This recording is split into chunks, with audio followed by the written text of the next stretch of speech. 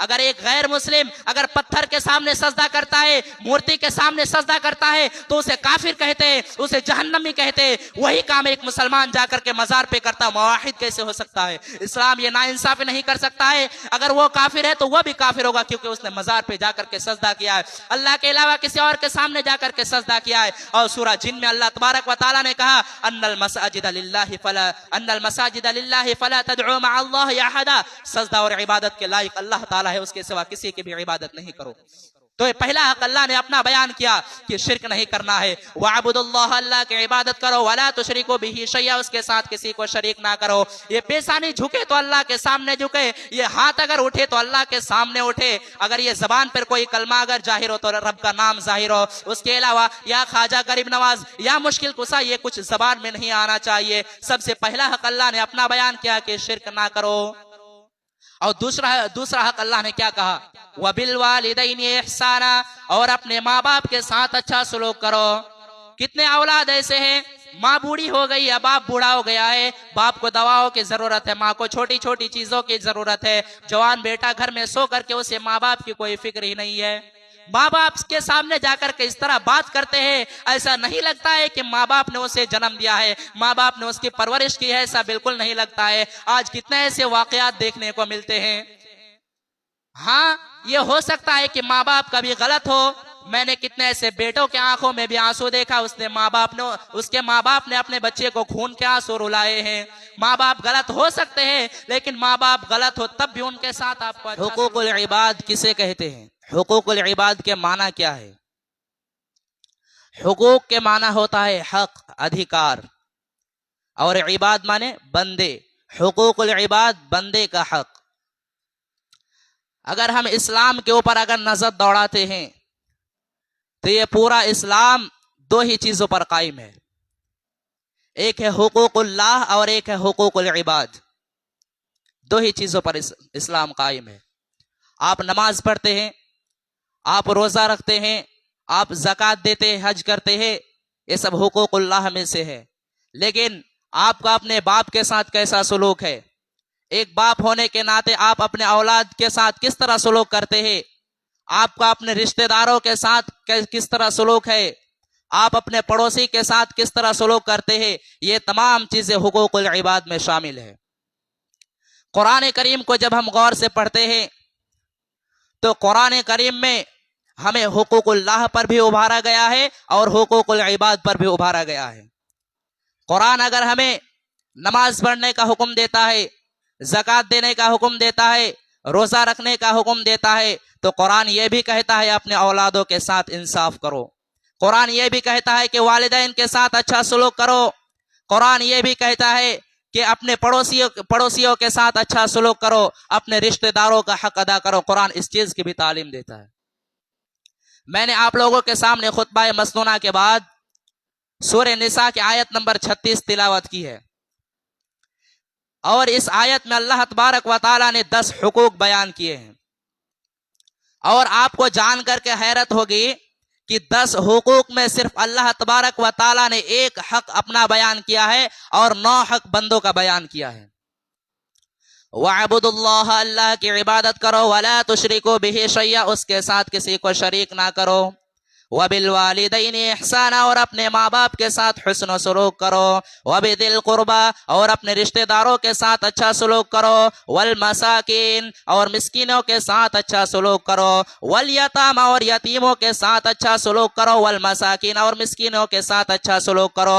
وَالْجَارِ ذِي الْقُرْبَىٰ، اس پڑوسی کے ساتھ اچھا سلوک کرو جو تمہارا قریب کا پڑوسی ہے۔ وَالْجَارِ الْجُنُبِ، اور اس پڑوسی کے ساتھ بھی اچھا سلوک کرو جو تمہارا دور کا پڑوسی ہے۔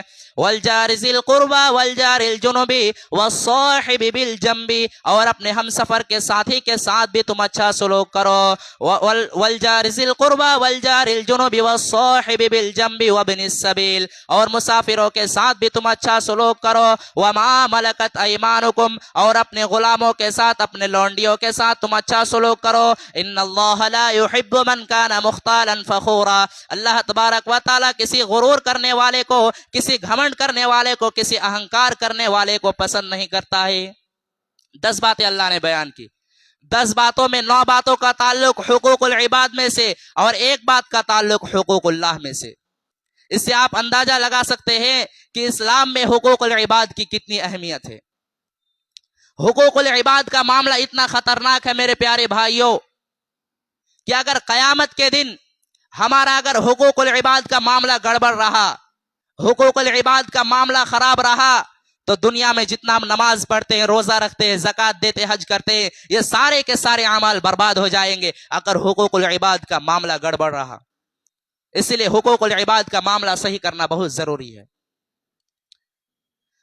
अल्लाह के नबी सल्लल्लाहु अलैहि वसल्लम हुकूकुल इबाद के ये तमाम नेकियां बर्बाद हो जाएंगे, इसके बारे में एक हदीस नबी सल्लल्लाहु अलैहि वसल्लम बयान करते हैं।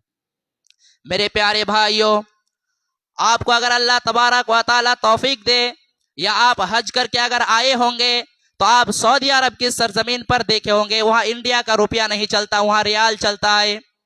बांग्लादेश में आप चले जाएंगे, वहां इंडिया का रुपया नहीं चलता है, वहां टका चलता है। आप दुबई के अंदर चले जाए, वहां दिरहम चलता है। कतर के अंदर चले जाए, वहां दिनार चलता है। हर मुल्क की अलग अलग करेंसी होती है, दूसरे मुल्क की करेंसी वहां नहीं चलती है। मेरे प्यारे भाइयों, अगर हमने हुकूकुल इबाद के अंदर कोताही की है, अगर हुकूकुल इबाद के मामले में अगर हमने गड़बड़ किया है, कल कयामत के दिन की करेंसियां तो नेकियां होगी, कल कयामत के दिन की करेंसियां तो गुनाह होगी। अल्लाह के नबी सल्लल्लाहु अलैहि वसल्लम फरमाते हैं कि मेरे उम्मत का सबसे गरीब आदमी, मेरे उम्मत का सबसे मुफलिस आदमी, मेरे उम्मत का सबसे कल्लाश आदमी वो होगा जो कल कयामत के दिन नमाज लेकर के आएगा, कल कयामत के दिन ज़कात लेकर के आएगा, कल कयामत के दिन रोजा लेकर के आएगा। व याती कद शतम हादा, लेकिन उसने किसी को गाली दी होगी, व कज़फ़ हाज़ा, किसी के ऊपर बुहतान लगाया होगा, किसी के ऊपर तोहमत लगाया होगा, व अकल माल हाज़ा, किसी का माल नाजायज तरीके से खा लिया होगा, व ज़रब हाज़ा, किसी को मारा होगा।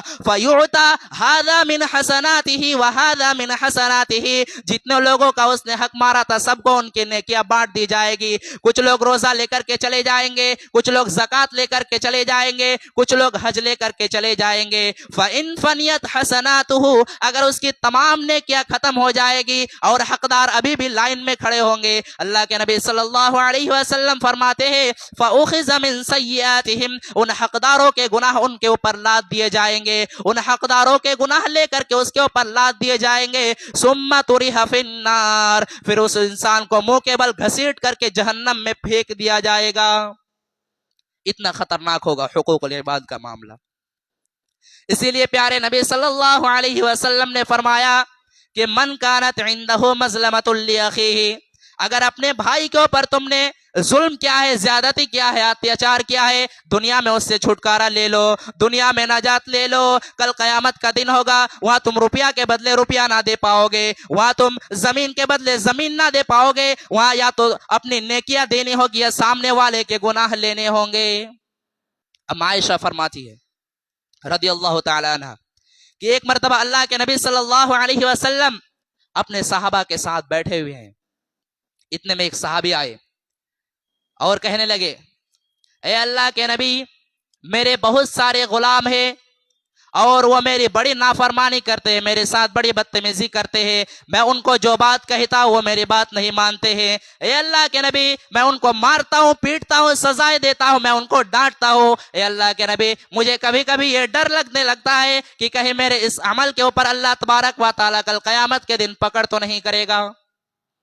आप सल्लल्लाहु अलैहि वसल्लम ने फरमाया, ऐ मेरे साहबी, तुम्हारे गुलामों ने तुम्हारी जितनी नाफरमानी की है और तुमने जितनी सजा दी है, दोनों को कल कयामत के दिन अल्लाह तबारक व तआला एक तराजू पर तौलेगा। अगर तुम्हारी नाफरमी, अगर उनकी नाफरमानी तुम्हारे सजा से ज्यादा हो गई, तब तो तुम्हारा अल्लाह तबारक व तआला के यहाँ फायदा हो जाएगा, तुम्हारा अल्लाह तबारक व तआला के यहाँ फायदा हो जाएगा। लेकिन ए मेरे साहबे, अगर उनकी सजा से ज्यादा, अगर उनके कसूर के वजह से तुमने अगर ज्यादा मारा है, तब तो ए मेरे साहबे, तुम्हारी नेकियां उनके अकाउंट में डाल दी जाएगी, तुम्हारी नेकियां उनको दे दी जाएगी।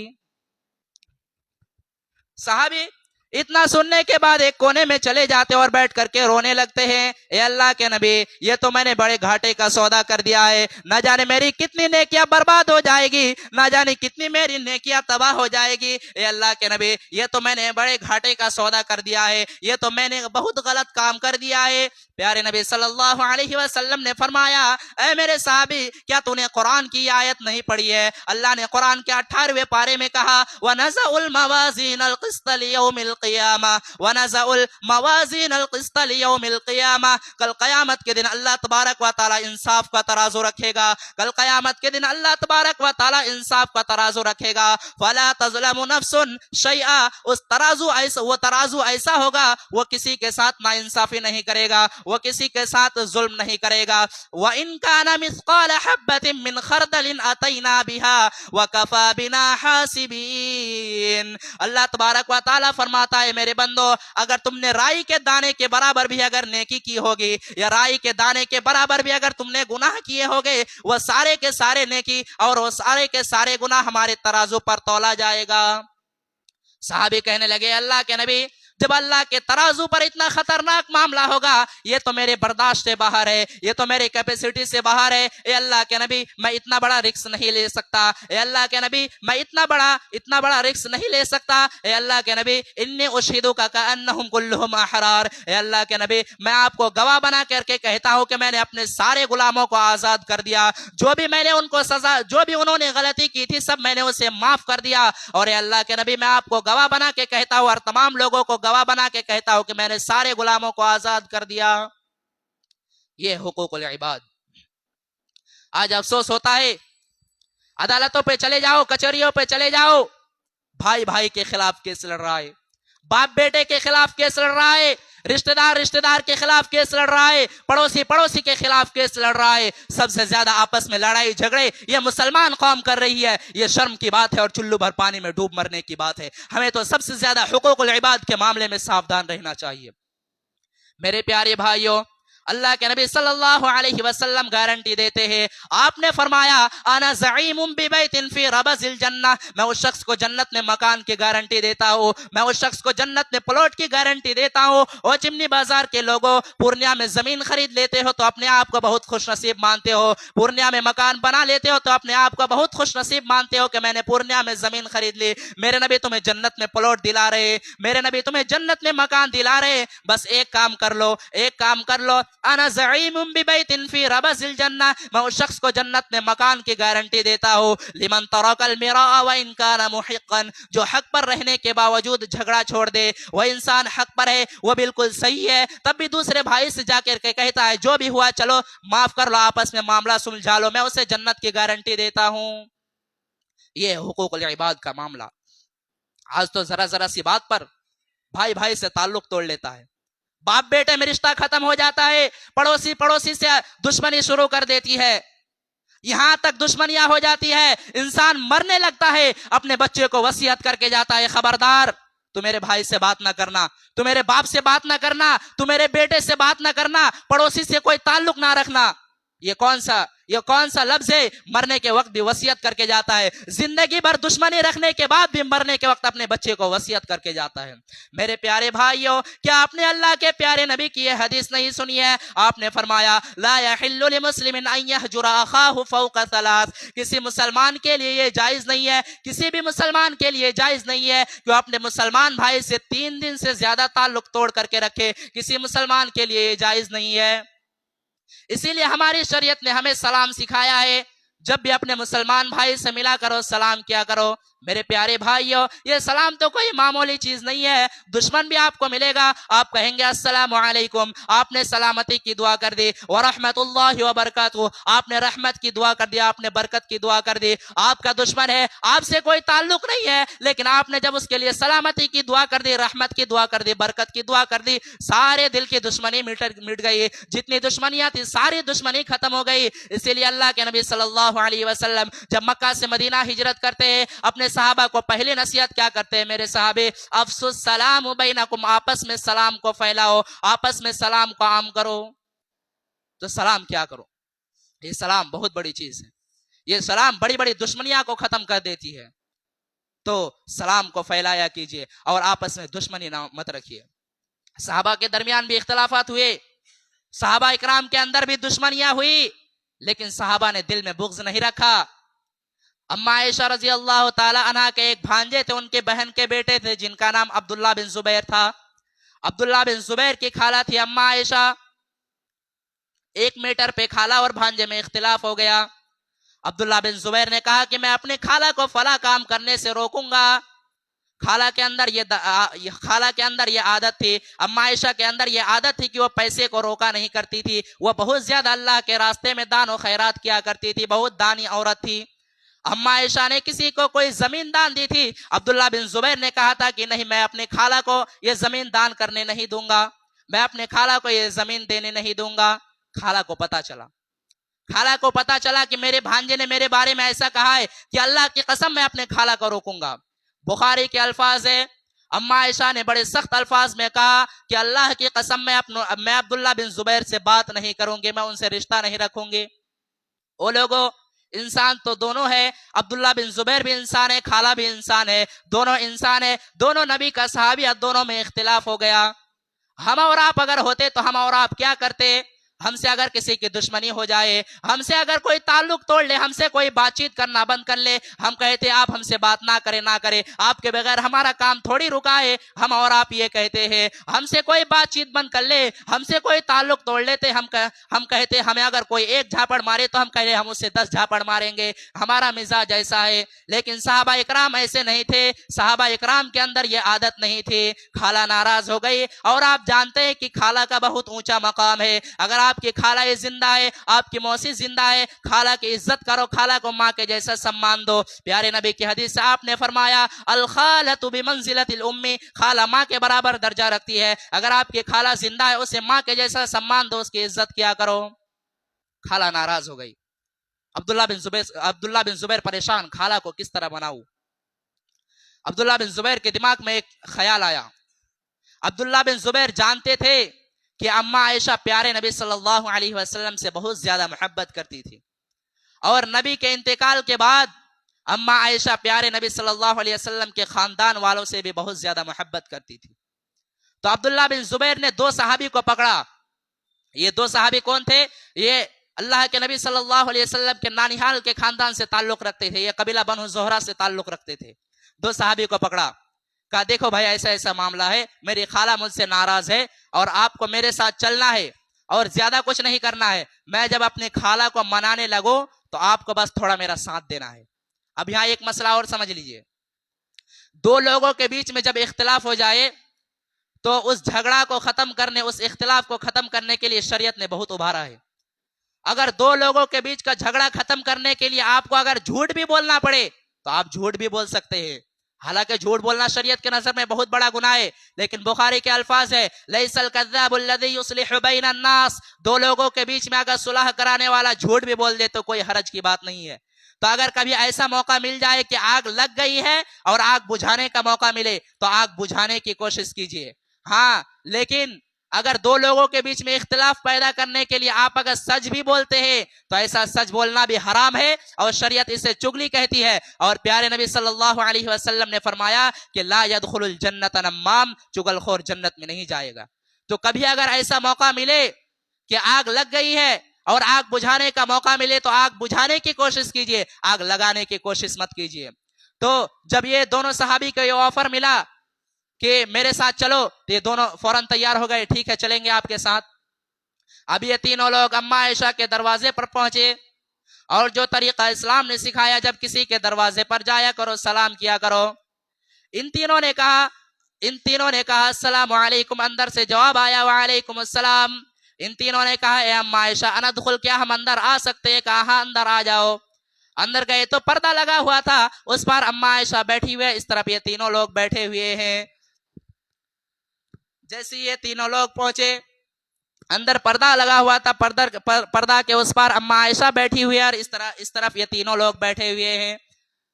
عبداللہ بن زبیر فوراً پردہ کے اس پار جاتے اور کہتے ہیں اپنے خالہ کے گلے لگ کر کے رونے لگتے اور کہتے ہیں خالہ جان مجھ سے غلطی ہو گئی ہے، مجھے معاف کر دیجئے خالہ جان، مجھے وہ بات کہنی نہیں تھی جو میں نے کہی ہے۔ خالہ کہتی ہے نہیں نہیں میں تجھے معاف نہیں کروں گی، میں نے بہت بڑی قسم کھائی ہے، میں تجھے معاف نہیں کروں گی۔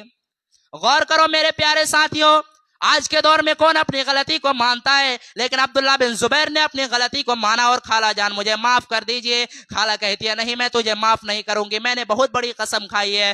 خالہ جب یہ کہنے لگے، ادھر سے یہ دونوں صحابی کہنے لگے اے اماں عائشہ آپ تو نبی کی بڑی چہیتی بیوی ہے، کیا آپ نے نبی کا یہ فرمان نہیں سنا ہے کہ لا یحل لمسلم ان یہجر اخاہ فوق ثلاث، کسی مسلمان کے لیے جائز نہیں ہے کہ اپنے مسلمان بھائی سے 3 دن سے زیادہ تعلق توڑ کر کے رکھے۔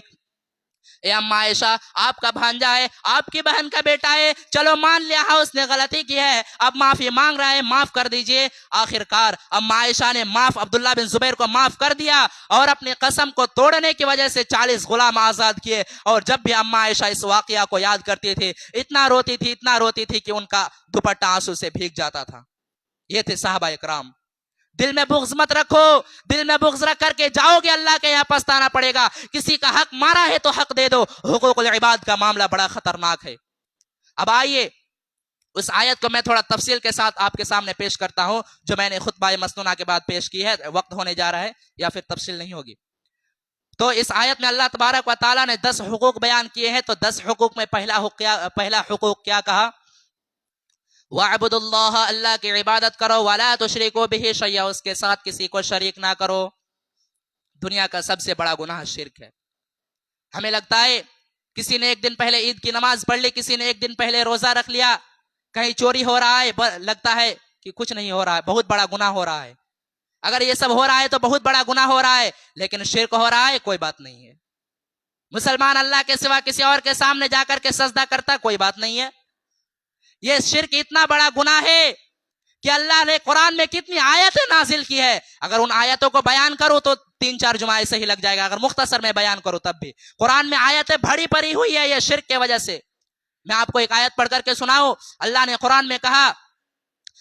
قرآن میں شرک کرنے والوں کے لیے کہا ان اللہ لا یغفر ان یشرک بہ ویغفر ما دون ذلک لمن یشاء، شرک کو کبھی معاف نہیں کریں گے، یہ شرک گناہ اللہ کبھی بھی معاف نہیں کرے گا۔ انہ من یشرک باللہ فقد حرم اللہ علیہ الجنہ ومأواہ النار وما للظالمین من انصار، یہ شرک کرنے والا شرک کرنے کے بعد بغیر توبہ کیے ہوئے اگر دنیا سے چلے جائے، جنت حرام ہے اس کے اوپر، جنت حرام، وہ کبھی جنت میں نہیں جائے گا، وہ ہمیشہ ہمیشہ جہنم میں رہے گا، اور ایسے ظالموں کے لیے اللہ تبارک و تعالیٰ کی طرف سے کوئی مدد نہیں آئے گا۔ اور مسلمان یہی شرک جا کر کے وہ مزار پہ جا کے سجدہ کر رہا ہے۔ اب لوگ کہیں گے یہ تو باپ دادا کا دین ہے، یہ باپ دادا کے اس سے چلے آ رہا ہے، تو یہ کیا قرآن غلط ہے؟ یہ قرآن میں یہ آیت غلط ہے؟ قرآن میں تو آپ نے جب قرآن کو پڑھا تو شروع میں ہی اقرار کر لیا ذالک الکتاب لا ریب فیہ، بے شک اس کتاب میں کوئی شک نہیں ہے، تو یہ سب آیتیں قرآن کی ہے، اور قرآن میں ہی اللہ نے کہا وہ ہمیشہ جہنم میں رہے گا، اور یہ شرک کرنے والا ہمیشہ ہمیشہ جہنم میں رہے گا۔ کتنی مثالیں اللہ نے قرآن میں شرک کے لیے بیان کیا ہے، کتنی مثالیں بیان کی ہے۔ ابھی وقت نہیں ہے اس لیے ان مثالوں کو بیان نہیں کروں گا، کبھی اللہ تبارک و تعالیٰ کا زندہ رکھے تو آپ لوگوں کو پورا شرک کو تفصیل کر کے بیان کروں گا آپ لوگوں کے سامنے انشاءاللہ۔ یہ شرک بہت بڑا گناہ ہے، یہ شرک سے بچیے۔ یہ شرک کے بارے میں مولانا الطاف حسین حالی نے 100 سال پہلے نقشہ کھینچا تھا۔ جب مولانا الطاف حسین حالی کے اس نقشہ کو آج جب ہم پڑھتے ہیں تو ایسا لگتا ہے کہ مولانا الطاف حسین حالی نے 100 سال پہلے آج کے حالت کے نقشہ کو دیکھ کر کے وہ نقشہ کھینچا تھا۔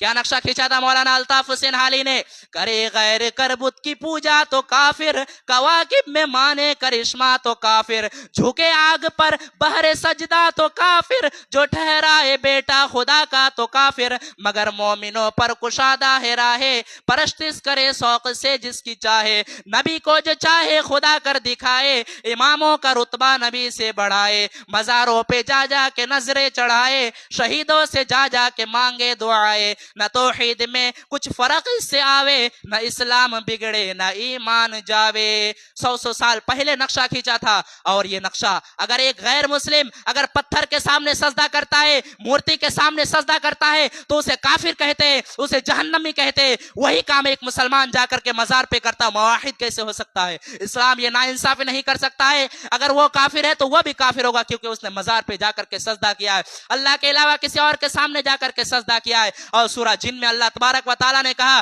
ان المساجد للہ فلا تدعوا مع اللہ احدا, سجدہ اور عبادت کے لائق اللہ تعالیٰ ہے, اس کے سوا کسی کی بھی عبادت نہیں کرو. تو یہ پہلا حق اللہ نے اپنا بیان کیا کہ شرک نہیں کرنا ہے. وَعْبُدُ اللَّهَ, اللہ کی عبادت کرو. وَلَا تُشْرِكُوا بِهِ شَيْئًا, اس کے ساتھ کسی کو شریک نہ کرو. یہ پیشانی جھکے تو اللہ کے سامنے جھکے, یہ ہاتھ اگر اٹھے تو اللہ کے سامنے اٹھے, اگر یہ زبان پر کوئی کلمہ اگر ظاہر ہو تو رب کا نام ظاہر ہو. اس کے علاوہ یا خواجہ غریب نواز یا مشکل کشا یہ کچھ زبان میں نہیں آنا چاہیے. سب سے پہلا حق اللہ نے اپنا بیان کیا کہ شرک نہ کرو. اور دوسرا حق اللہ نے کیا کہا, وَبِالْوَالِدَيْنِ إِحْسَانًا, اور اپنے ماں باپ کے ساتھ اچھا سلوک کرو. کتنے اولاد ایسے ہیں, ماں بوڑھی ہو گئی یا باپ بوڑھا ہو گیا ہے, باپ کو دواؤں کی ضرورت ہے, ماں کو چھوٹی چھوٹی چیزوں کی ضرورت ہے, جوان بیٹا گھر میں سو کر کے اسے ماں باپ کی کوئی فکر ہی نہیں ہے. ماں باپ کے سامنے جا کر کے اس طرح بات کرتے ہیں, ایسا نہیں لگتا ہے کہ ماں باپ نے اسے جنم دیا ہے, ماں باپ نے اس کی پرورش کی ہے, ایسا بالکل نہیں لگتا ہے. آج کتنے ایسے واقعات دیکھنے کو ملتے ہیں. ہاں یہ ہو سکتا ہے کہ ماں باپ کبھی غلط ہو. میں نے کتنے ایسے بیٹوں کے آنکھوں میں بھی آنسو دیکھا, اس کے ماں باپ نے اپنے بچے کو خون کے آنسو رلائے ہیں. ماں باپ غلط ہو سکتے ہیں, لیکن ماں باپ غلط ہو تب بھی ان کے ساتھ آپ کو اچھا سلوک کرنا ہے. ماں باپ وہ ہستیاں ہیں جنہیں ہمیں اور آپ کو جنم دیا ہے, ہمیں مرتے دم تک اپنے ماں باپ کے ساتھ اچھا سلوک کرتے رہنا ہے. اللہ کے پیارے نبی کے پاس ایک صحابی آتے ہیں, صحابی کا نام بشیر ہے. اور بشیر کہتے ہیں اللہ کے نبی کو, اے اللہ کے نبی, میں اپنے بیٹے نعمان کو ایک زمین دینا چاہتا ہوں, میں اپنے بیٹے نعمان کو ایک کھجور کا باغ دینا چاہتا ہوں. نبی صلی اللہ علیہ وسلم نے فرمایا, اے میرے صحابی, کیا تمہارے اور بھی بیٹے ہیں؟ کہا ہاں اللہ کے نبی اور بھی بیٹے ہیں. آپ نے کہا اے بشیر, کیا آپ نے سارے بیٹے کو کھجور کا باغ دیا ہے, سارے بیٹے کو زمین دیا ہے؟ کہا اے اللہ کے نبی نہیں, میں نے سارے بیٹے کو زمین نہیں دیا ہے, میں اسی بیٹے کو زمین دینا چاہتا ہوں. آپ نے کہا اے بشیر, یہ ظلم ہے, یہ اتیاچار ہے, یہ ظلم ہے, اور اگر تم چاہتے ہو کہ اس گواہی پر میں, اس ظلم پر میں گواہی دوں, واللہ لا اشہد علی جور, اے بشیر میں اس ناانصافی پر گواہی نہیں دوں گا. تو ماں باپ غلط ہو سکتے ہیں, تب بھی ان کے ساتھ اچھا سلوک کرنا ہے. تیسرا حقوق کیا بیان کیا ہے, وَبِالْوَالِدَيْنِ إِحْسَانًا وَبِذِي الْقُرْبَى, اور اپنے رشتہ داروں کے ساتھ بھی تم اچھا سلوک کیا کرو. کوئی چچا ہے, کوئی دادا ہے, کوئی پڑوسی ہے, کوئی چچا ہے, یہ جتنے آپ کے رشتہ دار ہیں, یہ سارے رشتہ داروں کے ساتھ آپ کو اچھا سلوک کرنا ہے. اور ایک بات جانتے ہیں, یہ رشتے جو ہوتے ہیں نا, یہ رشتے ہم نہیں بناتے ہیں. ہم دنیا میں پیدا ہوئے کہ ہمیں پتہ لگا یہ ہمارا باپ ہے, یہ ہمارا بیٹا ہے, یہ ہمارا باپ ہے, یہ ہمارا بھائی ہے, یہ ہمارا چچا ہے. ہم دنیا میں پیدا ہوئے تو ہمیں پتہ چلا یہ رشتے اللہ نے بنائے ہیں. جب رشتے اللہ نے بنائے ہیں تو اس رشتے کو توڑ نہیں سکتے ہیں. اگر توڑیں گے تو اللہ تبارک و تعالی بہت سخت سزا دے گا. اللہ کے نبی صلی اللہ علیہ وسلم نے فرمایا کہ جب اللہ تبارک و تعالیٰ نے ساری کائنات کو بنایا تو یہ رشتہ جو ہے اللہ کے پاس آیا اور کہا, اے اللہ ھذا مقام الاعز بک, اے اللہ میں تیری پناہ میں آیا ہوں, تو بتا دے میرے ساتھ کیسا سلوک ہونا چاہیے. اللہ نے کہا, رشتہ جو تجھے توڑے گا میں اسے توڑوں گا, جو تجھے جوڑے گا میں اسے جوڑوں گا. جو رشتہ توڑے گا اللہ اسے توڑے گا, جو رشتہ جوڑے گا اللہ اسے جوڑے گا. تو رشتہ داروں کے ساتھ اچھا سلوک کرو. اب لوگ کہیں گے کہ رشتہ دار بھی تو ہمارے ساتھ بہت غلط کرتے ہیں, پڑوسی بھی تو ہمارے ساتھ بہت غلط کرتے ہیں, ایسے صورت میں کیا کرنا چاہیے؟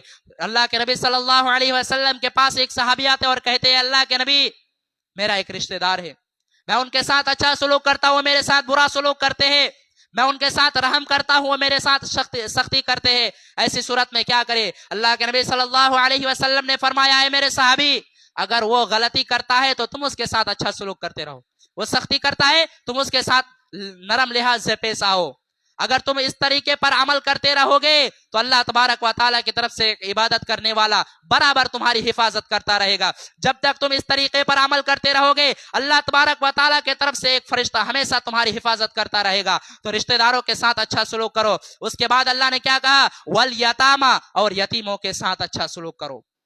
جس کا باپ دنیا سے چلا گیا وہ بیچارہ یتیم ہو گیا, وہ بیچارہ بے سہارا ہو گیا، اس یتیم کا سہارا تم بن جاؤ، اس یتیم کی کفالت کرنے والے تم بن جاؤ۔ ہاں، یتیموں کے نام سے دبئی سے اور سعودیہ سے پیسہ آنے والا اگر کوئی حرام اور ناجائز طریقے سے کھا رہا ہے تو کان کھول کر کے سن لے، اللہ نے قرآن میں کہا ان الذین یأکلون اموال الیتامی ظلما انما یأکلون فی بطونہم نارا۔ جو لوگ یتیموں کا مال ناجائز طریقے سے کھا رہے، وہ یتیموں کا مال نہیں کھا رہے بلکہ اپنے پیٹ میں جہنم کی آگ بھر رہا ہے۔ یتیموں کا مال کھانے والے نہ بنو، یتیموں کا سہارا بنو۔ اگر یتیموں کا سہارا بن جائے، یتیم کے اگر کفالت کرنے والے بن جائیں گے، پیارے نبی صلی اللہ علیہ وسلم کہتے ہیں انا وکافل الیتیم کہاتین۔ آپ نے اپنی دونوں انگلیوں سے اشارہ کر کے فرمایا انا وکافل الیتیم کہاتین فی الجنہ، میں اور یتیم کی پرورش کرنے والا جنت میں اس طریقے سے رہوں گا جس طریقے سے دونوں انگلیاں آپس میں ملی ہوئی ہے، جڑی ہوئی ہے۔ تو یتیموں کا مدد کرنے والے بنو۔ والیتامی والمساکین، اور مسکینوں کے ساتھ بھی تم اچھا سلوک کرو۔ آپ کو اللہ نے بہت پیسہ دیا ہے، آپ مکان میں رہتے بہت اچھی بات ہے، آپ کی بہت زمین ہے اچھی بات ہے، آپ اچھا کھاتے اچھا پہنتے یہ الگ بات ہے، لیکن یتیموں کو، ان غریبوں کو